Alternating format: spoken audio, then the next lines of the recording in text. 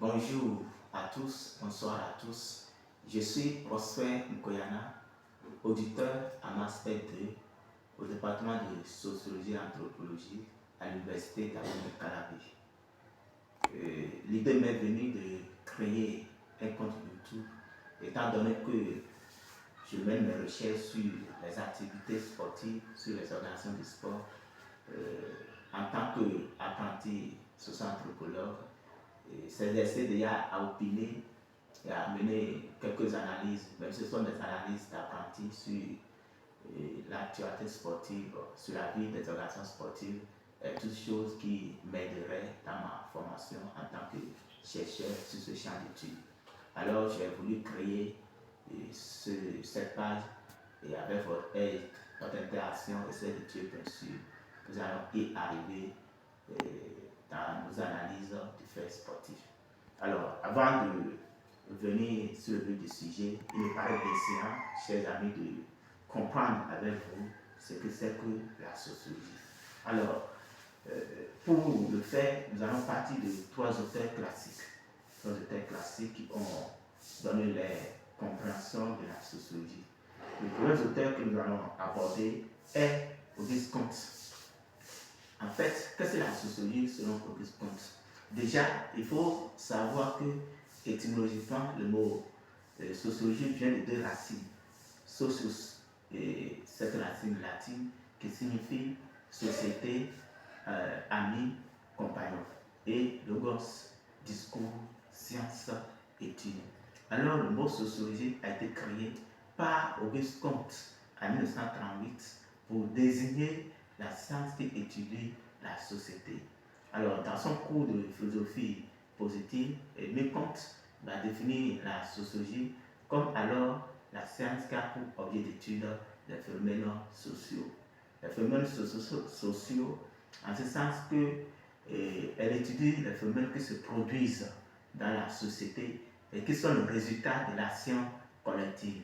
Alors, Comte voulait créer un thème qui reflète l'idée de l'étude scientifique de la société en tant qu'entité collective.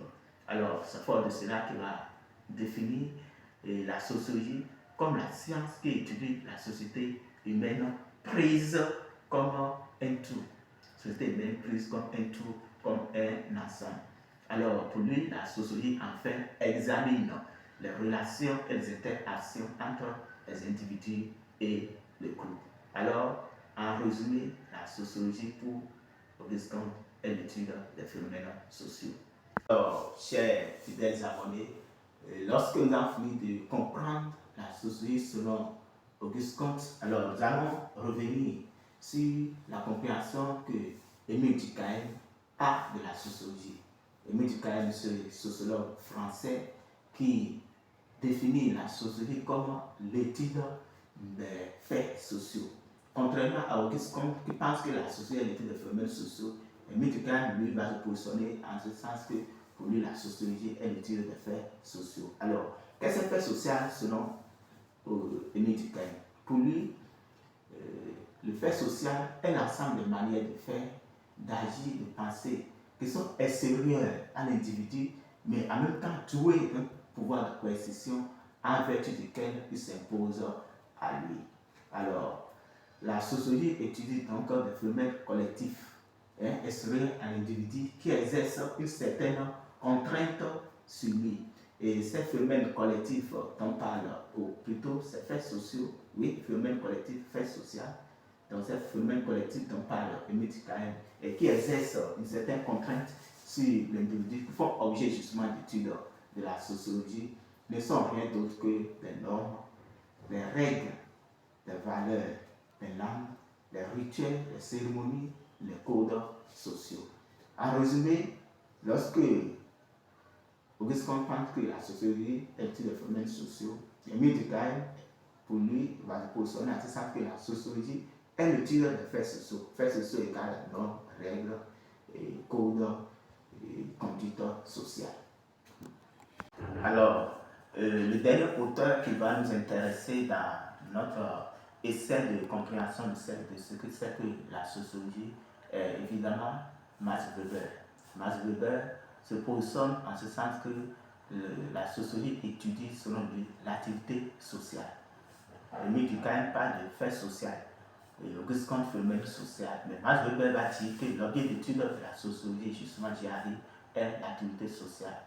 En effet, dans son ouvrage intitulé Économie et société, à la page 28, il va affirmer que nous attendons par sociologie une science qui se propose de comprendre par interprétation l'activité sociale et par là d'expliquer causalement son déroulement et ses effets. Alors, Max Weber insiste ici sur l'interprétation du sens subjectif attribué par les acteurs à leurs actions. Alors, pour lui, pour cet auteur, bien sûr, la sociologie est la science qui a pour objet d'étude l'activité sociale, c'est-à-dire que l'action qui est orientée vers autrui et qui est influencée par les relations sociales. Donc, en conformité avec la définition qui donne de l'activité sociale, il va dire qu'il s'agira donc de comprendre le sens que les individus assignent à leur action. Alors, le sociologue va essayer de comprendre pourquoi les individus se comportent tels qu'ils se comportent. Quel sens donnent-ils à leur action? C'est ça, c'est ce qui sera l'objet d'étude de sociologie selon Max Weber. Donc, cette démarche de compréhension comporte sans doute une dimension interprétative, comme mentionné plus haut. Alors, de fait, pour Max Weber, le sociologue reconstitue le sens de l'action à partir du contexte et ou de ce que l'individu lui dit. Il faut nécessairement parler du contexte pour comprendre le sens que l'individu donne à son action. Alors, il est important, chers amis, de remarquer que lorsque le sociologue essaie de comprendre, d'interpréter l'activité sociale, il ne se substitue aucunement aux acteurs dans l'exercice de sa reconstruction du sens de leur action. Il essaie tout simplement d'interpréter et de comprendre le sens que les acteurs donnent à leur activité sociale. Alors, pour conclure en résumé, les trois auteurs que nous avons appréhendés, que nous avons étudiés aujourd'hui dans la compréhension de la sociologie, ont chacun un objet d'étude qu'ils assignent à l'étude de la sociologie.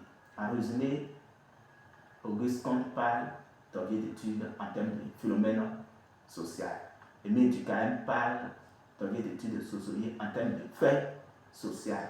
Quant à Max Weber, pour lui, la sociologie s'intéresse à l'action sociale.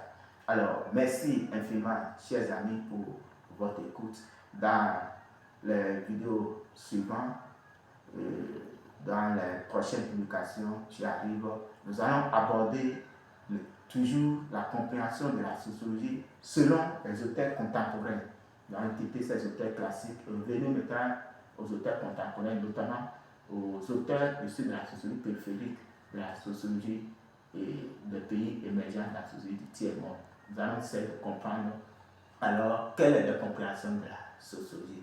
Pour plus d'approfondissement sur l'étude de la sociologie selon ces trois auteurs classiques, Max Weber et Auguste Comte et Émile Durkheim, je vous prie de consulter la bibliographie que je vais vous donner à l'instant. Merci à vous et à très bientôt.